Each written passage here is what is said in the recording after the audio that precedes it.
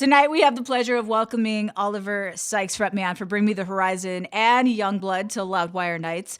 Youngblood featured on the new Bring Me the Horizon song called Obey. So we're about to navigate a group call, which is usually a disaster of people talking over each other. So we'll see how this goes. But thank you for your time, gentlemen. Pleasure. It's all part of the fun, innit?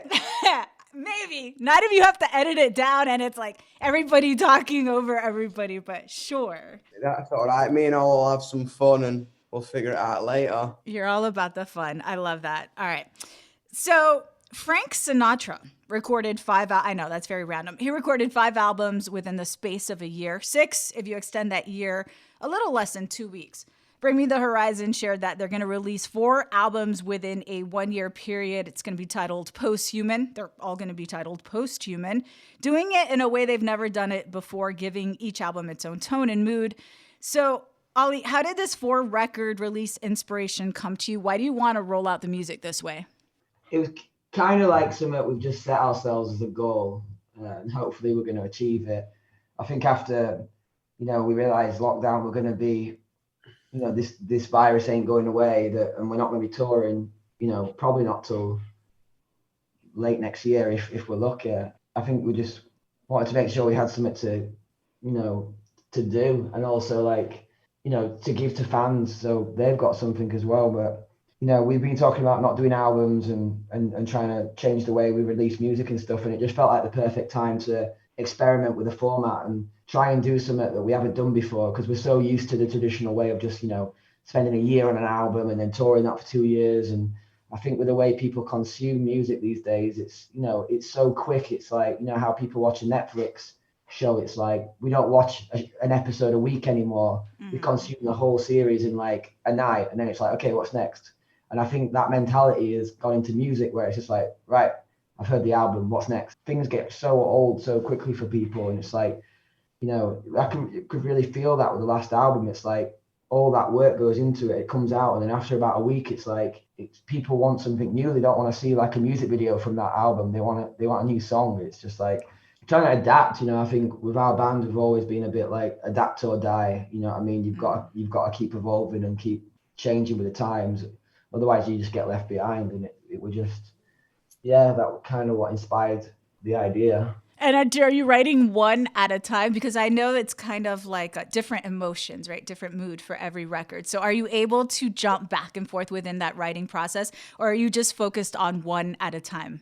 Well, when we first started writing at the start of the year, the music we were writing was very different to what you're going to hear actually first. We were writing a lot more like experimental and poppy and weird music that, we had this idea for it. And then when lockdown began and everything, just the kind of mindset became a lot more aggressive and darker and stuff. And what we were doing didn't feel like reflective of what we wanted to say. So we kind of we've got so many songs. We've probably got from this year alone, we not full songs, but in ideas, we've got probably 40 or 50 lying around. So the pressure's on now to we've got about 3 weeks to finish this record that we're doing now, and that's going to be tough. So we haven't had time to go back and forth and really work on other songs, but hopefully after this record we will get that chance a bit to I would really like to release songs off each record in just different orders and stuff like that, rather than going, okay, here's this record, now the next record, here's a song from that. I'd like to maybe, go, all right, here's a song from record 3, here's a song from record 4, and mix it up a bit. But we just got to see if that's going to be actually feasible. That's the plan for now. Plans are meant to change, as we know. That's the plan. Totally. Youngblood, do you remember the first time you heard music by Bring Me the Horizon and what drew you to them? Oh, yeah, man. People taking a mick out of me because I'm wearing a skirt and nail polish. And where I'm from, people don't like that. You know what I mean? They're quite set in the ways. And I remember I used to go to a bus stop in Norton where I'd catch a bus to town. And every time it all got a bit too much, man, I put Suicide Season on, and I was like, just made me feel, it just got me rage out. Do you know what I mean? And it kind of hit a nerve. And they kind of knew what I was thinking, and then they didn't even meet me yet, and that kind of blew my mind a bit. Do you know what I mean? And I was like, these lads are from where I'm from, and they're kind of unconditional themselves and been celebrated for it. So I'm gonna do that one day. Do you know what I mean? So I remember that very vividly. I think between Bring Me and the Arctic Monkeys, because we're all from literally like 40 minutes from each other. You know what I mean? It's all very it all kind of gave me a lot of hope. You know what I mean? Love that. So as you're working on Obey, Ollie, you're thinking this song is going to be a great fit for Youngblood to jump on. Why?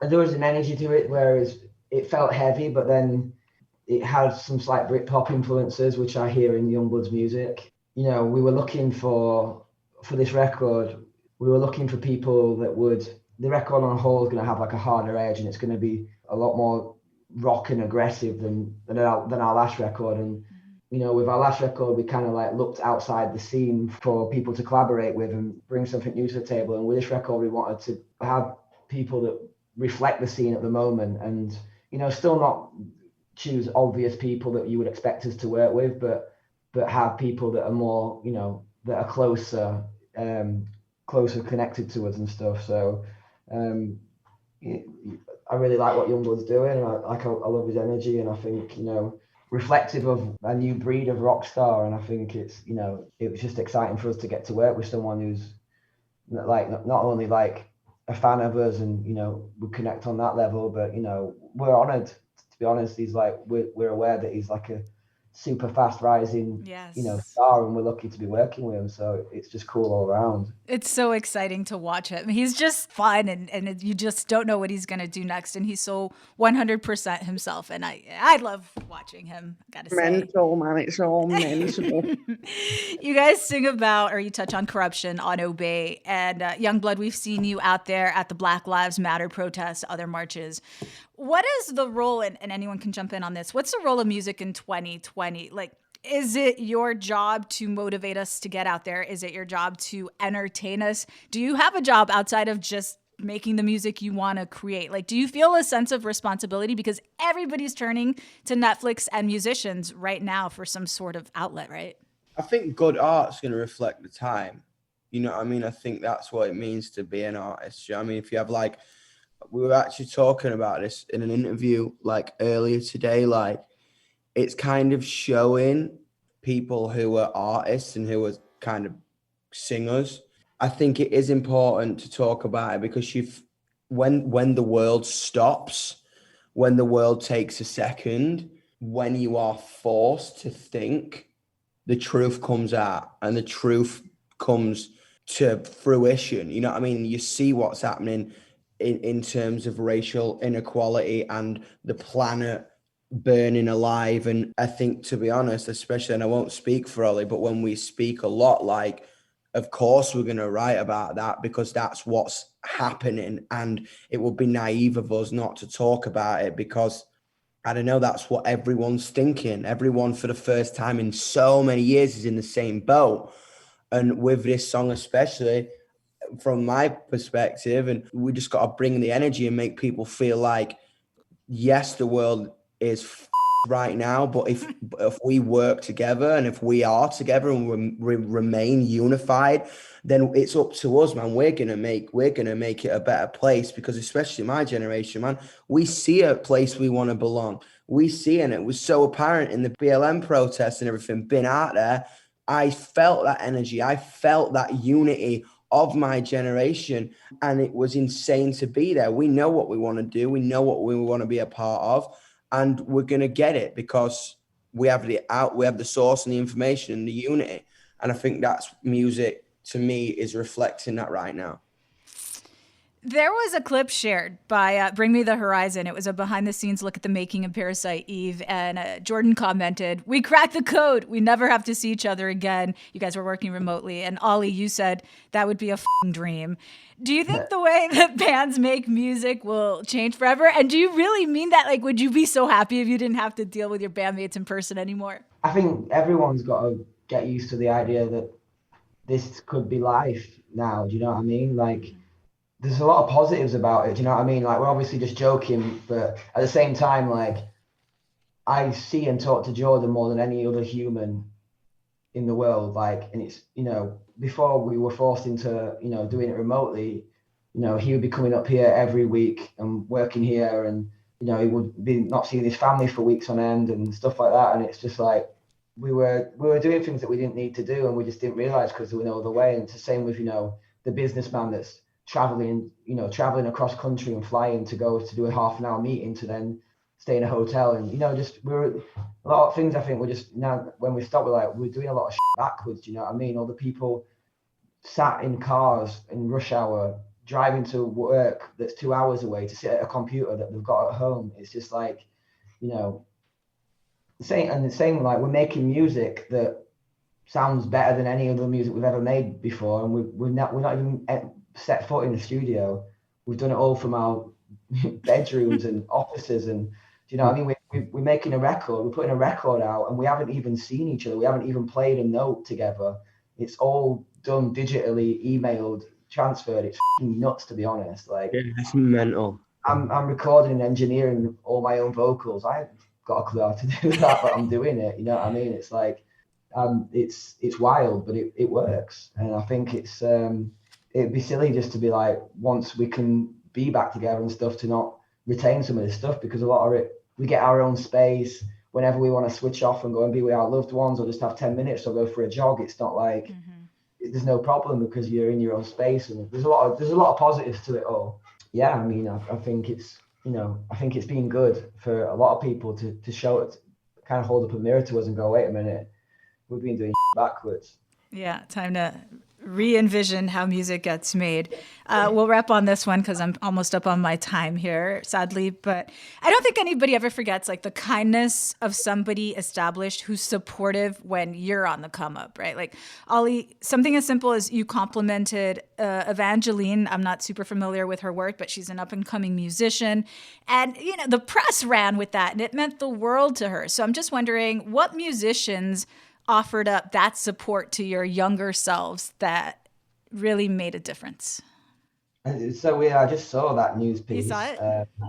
I just saw it now, and I didn't even see her message back and say like she was a fan of the band and stuff. So I've just followed her on Instagram because I thought, oh, that's really cool, and maybe we can do something with her at a later date, because from what I remember, the song, it was proper sick. But yeah, I mean, did someone do that for you? Like when Bring Me the Horizon was young, was there a musician that you always felt had your back? Not really. Okay. No one had it. Everyone hated us. Yeah. Man, everyone just distanced themselves from us. We were like, we were a very polarizing band, so we didn't, you know. I remember Killswitch Engage took us out early on, but I don't think it was by choice. So, no, but like, you know, I got to meet like, you know, Linkin Park and Chester, and I mean, and you know, I went and sang with him for his memorial show and stuff like that. And I mean, that was later on, but you know, things like that is just, that was the first gig I ever went to, Linkin Park. And if someone tapped me on the shoulder and went, one day you'll be doing photo shoots and cover shoots, and you know, one day you're going to perform at his, basically what's his funeral. I mean, it was been bittersweet, but it's just mad shit in it. Like when you can like take yourself out for a moment and look at everything that you've achieved, when you just come from small town with, you know, no idea how you've done it or what you're doing it. It's just crazy. Yungblud, you're still kind of in that early stage of your career, right? So is there anybody right now that's really giving you that support you need? I think so, yeah, man. It's kind of been nice. A lot of people, like, obviously I'm massively thankful to like Bring Me and Ollie and that, because they really do get me and understand me, because I think I'm a bit like Marmite, to be honest. People either really like me or just completely think I'm the worst thing ever, which I do quite like, man. Do you know what I mean? Because I always wanted to be that, you know what I mean? I didn't want to be liked by everyone, because then if you like, you know what I mean? If you like by everyone, then you kind of like, Behind like, right? You know, that's what I'm saying. You're like vanilla ice cream, and you have vanilla ice cream if you ain't got any other choice. You know what I mean? You eat vanilla ice cream at dinner if you if there's nothing else on the menu or you can't read the menu. Do you know what I mean? I always think that if everyone liked me, I wouldn't like me. Yeah, that's what I mean. And I think spread yourself thin, don't you? yeah, and I think it's so sick for like kind of people to like obviously like Travis from Blink like uplifted and that was insane. Like to kind of meet him. Like I had Travis Barker on my bedroom wall. Like Travis Barker has seen me do really, really naughty things. I'm sure Travis Barker has a ton of stories on a ton of people because he pops on like every song. All right, we'll wrap on that. The song is Obey. It's by Bring Me the Horizon featuring Youngblood. It'll be on the first post-human record to come from the band. Yungblud working on his sophomore album, so we'll have to follow that as well. Have him back on when he's ready to put it out. Many thanks to Oliver Sykes and also to Youngblood for your time, guys. Appreciate it. Thank See you you later. Bye.